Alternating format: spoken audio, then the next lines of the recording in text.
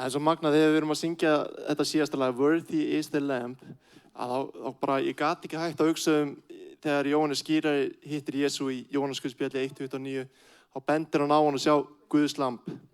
Þarna á ferðinni Guðs lamb sem ekki bara ber syndir heimsins, heldur bara ber synd heimsins sem að mannkynið var í.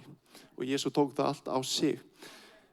En allavega, í Smárakirkju, þá eru við bara með smáreglur og ég vil bara biðja vinsalegast fólk að ekki vera rápað við bara sýnum Guðs húsi þá virðingu sem á skili. Og ég ætla bara að segja ykkur að það er ekki predikun sem breytar lífið ykkar, það er ekki lofgjörð, það er bara Jesú Kristus sem getur breytt lífum okkar. Og hann gerir það í gegnum orðið. Í dag langar mig að fara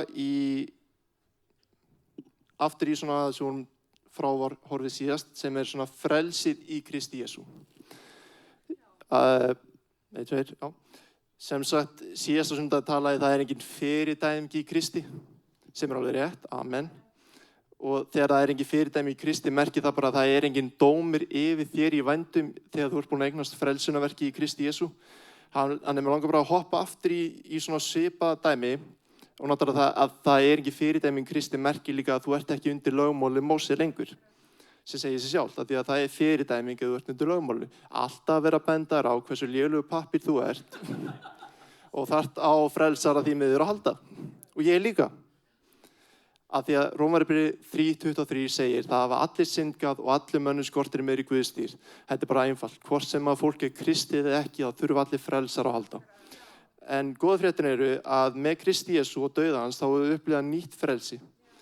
Mér langar að hoppa í 5. Guðspjalli, Rómarbréfið. Það tengdi engin brand, takk fyrir að hlæja ekki. Rómarbréfið er bara, þetta er það gott bréf að margir guðfræðingar hafa sagt bara í svona gríni, þetta er 5. Guðspjalli, þetta er ekki 5. Guðspjalli, ekki misskilja mig. Rómarbréfið 10:3-5. Fyrirgefið, smá inngangur. Þarna í bréfinu er Páll að útskýra Ísrael. Þetta er sérst fagnaðarerindið og Ísrael.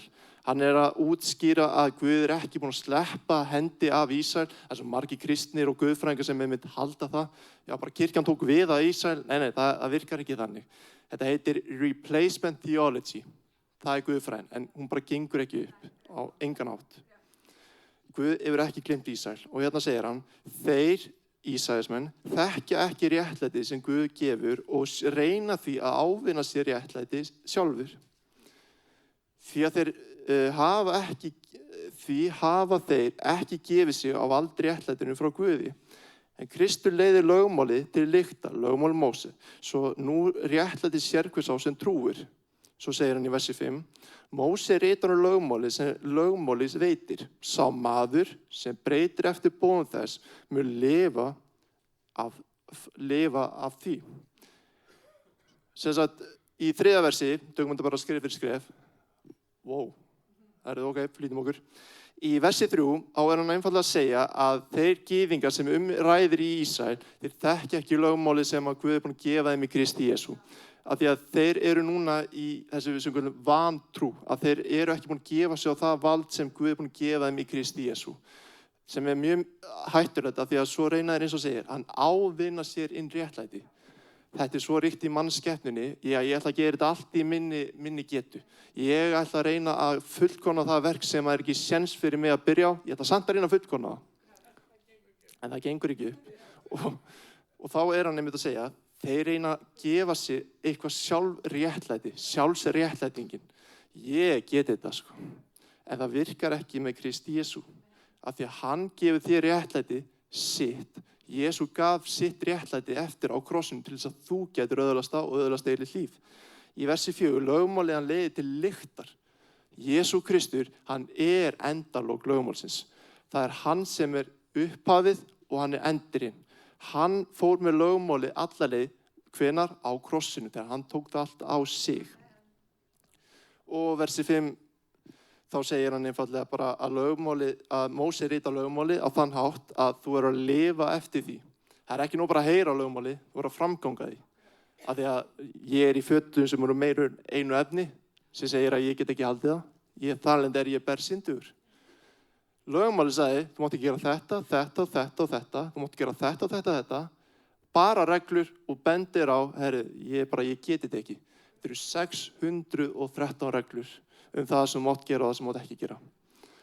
Og enda sérst það, þeir bara gátu það bara alls ekki. Þeir Móse gefið lögmáli en það liðni bara nokkri dagar, þá fóru að tilbiðja skurgu og allt saman, sem sýndi að þeir bara gátu ekki haldið það. En með Kristi Jesú höfum við eignast frelsi frá þessu lögmáli, með dauða hans og upprisu, og þá getur þú eignast þetta sem frelsi. Til frelsis frelsaði Kristur okkur. Látið ekki aftur leggja á okkur ánauðar ok. Með Kristi Jesú, hann gaf frelsi sitt til þess að þú getur öðlast frelsi með honum. Ég er búinn að tala allt, ég er með svo miklu meira en ég ætla að láta þetta gott heita.